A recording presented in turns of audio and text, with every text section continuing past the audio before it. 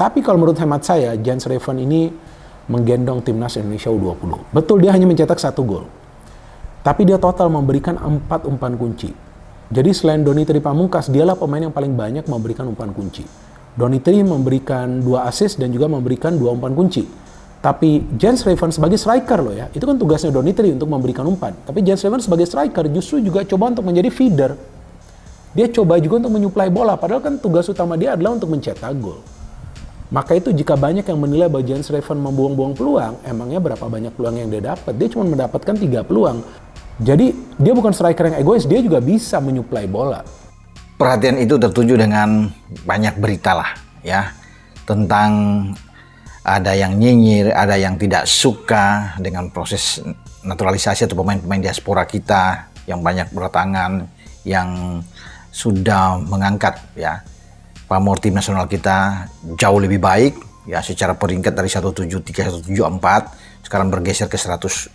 Ini luar biasa loncatan yang baik di peringkat dunia FIFA. Dan memang kalau bicara dengan pemain-pemain kita top, banyak yang memuji ya bagaimana apa yang dilakukan oleh PSSI dalam hari ini Pak Erick Thohir untuk bisa memajukan sepak bola kita ya.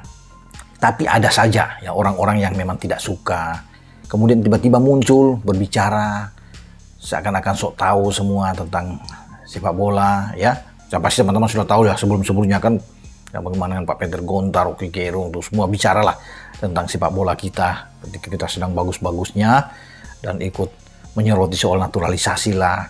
Ya sekarang mereka itu dari mana kok baru muncul sekarang? Ya kenapa nggak dari dulu-dulu tuh naturalisasi itu banyak juga ya, mulai dari di era Pak Nurdin Halid ya, kemudian masuk lagi ke sininya dapat Johar Arifin itu ya, udah datang Edi Rahmayadi ya, muncul Pak Iwan Bule ya, sekarang baru ke Pak Erick sekarang jadi sorotan.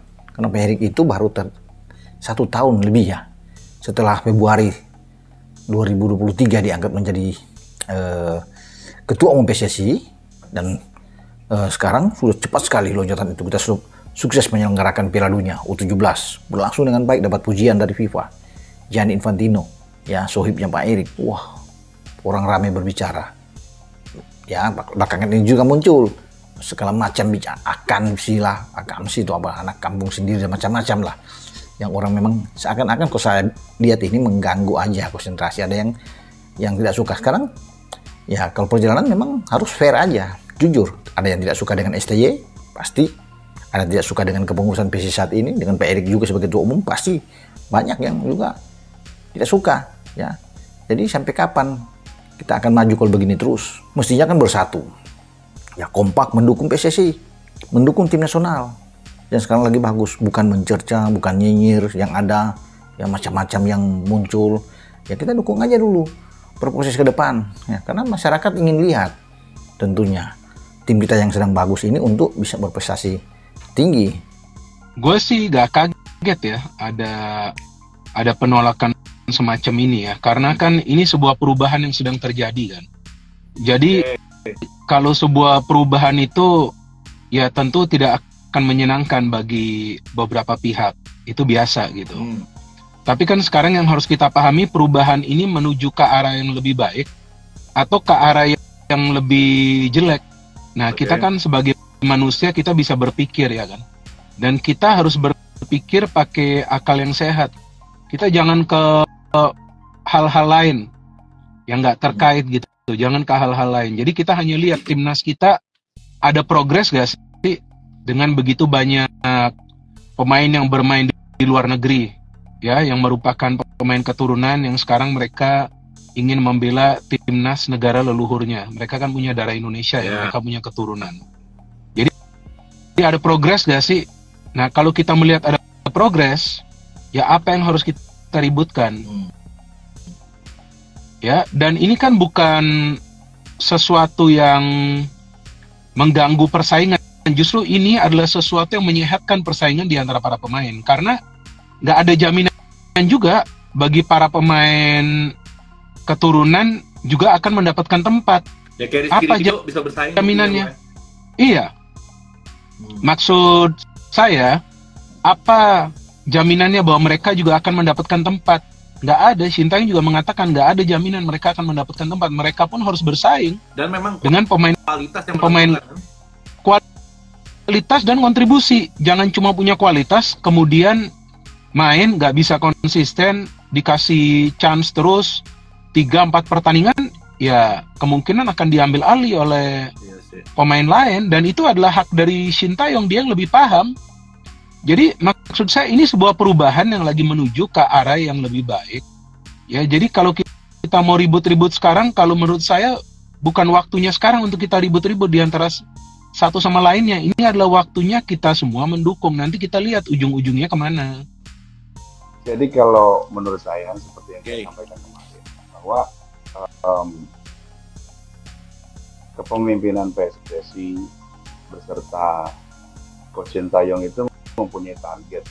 Targetnya tinggi yang telah ditentukan, plannya jelas, dan juga tujuannya itu mungkin beresonansi dengan begitu banyak penduduk Indonesia yang mungkin sangat bermimpi ya, berharap suatu waktu Indonesia ini bisa tampil di panggung tertinggi di sepak bola yang disebut Piala Dunia. Ya kan? Ini mimpi besar bersama yang disampaikan bukan hanya kita lah sebagai rakyat jelata ya, tapi juga pemimpin kita juga menyatakan hal itu. Pak Presiden Jokowi, kemudian Pak Prabowo juga mempunyai tekad. Nah, untuk kesananya itu kan tentu banyak strategi. Ada beberapa strategi yang dilakukan. Salah satunya adalah mendatangkan pemain diaspora yang memang kualitasnya sangat baik. Seperti halnya, misalnya pemain sekelas Max Hilgers. Tentu sekelas Max Hilgers ini kita jelas targetnya itu pasti berkompetisi dengan baik di level Piala Asia bahkan dunia. Ya kan? Nah, ibaratnya sekarang ini PSSI, timnas kita ini sedang melaju kencang seperti mobil yang sudah di gigi 3. Waduh, ngebut tuh. Ngebut ya kan, maka next step-nya itu adalah level gigi 4 dan gigi 5 kan. Maka tidaklah bijak ketika mobil sedang berpacu kencang ini sudah melihat kurang lebih finish line-nya itu ada di lap terakhir gitu kan. Kemudian disuruh untuk menarik rem tangan secara mendadak gitu. Akhirnya bisa terpental kan.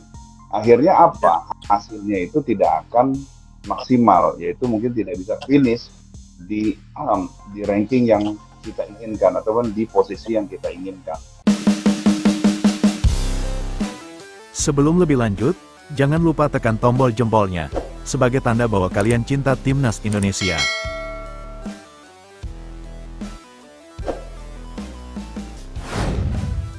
Jens Raven sekali lagi membuktikan kualitasnya bersama Timnas Indonesia U20, kali ini selagi Sintayong menyaksikan pertandingan kontra Yaman. Skuad Garuda Nusantara sukses mengamankan tiket lolos ke putaran final Piala Asia U20 2025 meskipun hanya bermain imbang 1-1 kontra Yaman di Stadion Madia, Minggu, tanggal 29 September tahun 2024 malam WIB. Sebab, dengan 1 poin tersebut, Timnas Indonesia U20 finish sebagai pemuncak grup F kualifikasi Piala Asia U20 2025 dengan catatan 7 poin, unggul selisih gol dari Yaman. Tim asuhan Indra Syafri punya selisih gol surplus 6+6 selagi Yaman mencatatkan keunggulan 5 gol plus 5. Dalam laga malam ini, Timnas Indonesia U20 sukses unggul berkat tembakan Jens Raven yang menyelesaikan peluang dari Muhammad Ragil pada menit ke-45 lewat 1 menit. Garuda Nusantara gagal menang lantaran Yaman mencetak gol penyeimbang hanya 2 menit kemudian melalui Abdul Rahman Abdul Nabi. Namun, itu sudah cukup untuk membuat Timnas Indonesia U20 berjaya, dan juga Jens Raven yang dipantau langsung oleh pelatih Timnas Indonesia senior, Sintayong. Sang pelatih asal Korea Selatan hadir langsung di Stadion Madia, Jakarta untuk pertandingan kontra Yaman tersebut. Tak ayal lantaran para pemain U20 tersebut bisa jadi naik kelas ke tim senior, dan Jens Raven menjadi salah satu yang patut diperhatikan. Sebab, sang striker berusia 18 tahun telah mencetak gol pada setiap laga yang dilakoni oleh Timnas Indonesia U20 di babak kualifikasi ini. Ini menjadi lanjutan dari pembuktiannya setelah membantu Timnas Indonesia U19 menjadi juara Piala AFF U19 2024 pada Juli lalu. Dalam ajang tersebut, penyerang FC Dordrecht U21 sukses mencetak 4 gol, termasuk gol penentu di final kontra Thailand, yang berakhir dengan skor 1-0 untuk Garuda Nusantara. Penampilan Raven terus membuktikan kualitasnya, dan bukan tidak mungkin jika Shin Tae-yong bakal menaikkannya ke tim senior dalam waktu dekat. Sebab, sang pelatih asal Korea Selatan terkenal tidak takut untuk mempromosikan pemain muda, seperti yang terbukti dari tahun ke tahun, dan dia juga masih memerlukan striker yang tajam hingga saat ini. Dalam waktu dekat, Timnas Indonesia Senior akan melakoni 2 laga lanjutan di putaran ketiga kualifikasi Piala Dunia 2026 zona Asia, dengan menghadapi Bahrain dan China. Sebelumnya, skuad Garuda telah berhasil menahan imbang Arab Saudi dengan skor 1-1 dan Australia 0-0. Berita selanjutnya, gerakan anti-naturalisasi Timnas Indonesia makin edan, netizen sebut pasti ada dalangnya. Sepak bola Indonesia tengah dihebohkan dengan banyaknya gerakan anti-naturalisasi di Timnas Indonesia yang dihembuskan oleh oknum-oknum tertentu. Gerakan anti-naturalisasi ini jadi perbincangan setelah munculnya spanduk di Jembatan Penyeberangan Orang (JPO) di Bilangan, Jakarta. Dalam spanduk itu, tertulis kalimat menolak program naturalisasi di Timnas Indonesia yang belakangan gencar dilakukan oleh PSSI. Naturalisasi bukan kami anak kampung sini, AKMSI, bunyi kalimat di spanduk yang bertuliskan nama sebuah organisasi, yakni Masyarakat Sepak Bola Indonesia, MSBI. Sontak spanduk itu menjadi obrolan netizen setelah diunggah oleh akun X, Twitter, @endragnun dan disebarkan di berbagai media sosial seperti Instagram. Banyak netizen mengecam kalimat dalam spanduk itu dan meminta pihak berwajib untuk mengusut dalang dari propaganda anti-naturalisasi itu. Gerakan anti-naturalisasi ini sejatinya berlangsung sejak lama dan makin masif belakangan ini dengan banyaknya pemain naturalisasi yang ada di Timnas Indonesia. Hingga artikel ini dibuat, tercatat ada 14 pemain yang dinaturalisasi di era Shin Tae-yong, baik itu pemain keturunan maupun lewat jalur istimewa. Bahkan nantinya ada 5 tambahan pemain naturalisasi baru lagi untuk Timnas Indonesia, yakni Miss Hilgers, Eliano Regenders, Dion Marks, Tim Gripens, hingga Mauresmo Hinoke. Karena maraknya naturalisasi inilah, muncul gerakan anti-naturalisasi yang kini mulai terlihat lewat spanduk ataupun ucapan dari beberapa tokoh. Terbaru, ada sosok Hifni Hasan yang secara belak-belakan mengkritik naturalisasi di hadapan pelatih Timnas Indonesia, Shin Tae-yong, pada acara Santini Jebrit Media Award. Pertama, saya mau berbicara tentang Coach Shin Tae-yong. Jadi, saya ini orang yang paling keras untuk masalah naturalisasi, kata anggota Komite Eksekutif NOC Indonesia itu. Saya coba memberitahu kepada beliau, jangan terlalu banyak pemain naturalisasi dibawa ke tubuh sepak bola Indonesia, lanjutnya. Sementara itu, pro kontra soal naturalisasi pun mendapat atensi Shin Tae-yong. Pelatih berusia 53 tahun itu menyebut adanya pemain naturalisasi membuat Timnas Indonesia naik level. Shin Tae-yong bahkan meminta publik Indonesia, terutama yang kontra naturalisasi, memiliki pandangan luas terkait adanya pemain naturalisasi di tim nasional. Ada yang bilang ini menyusahkan pemain lokal, tapi tolong jangan salah sangka, kalau kita bisa naik ranking FIFA sampai top 50, sepak bola Indonesia tidak akan gampang runtuh, kata Shin Tae-yong.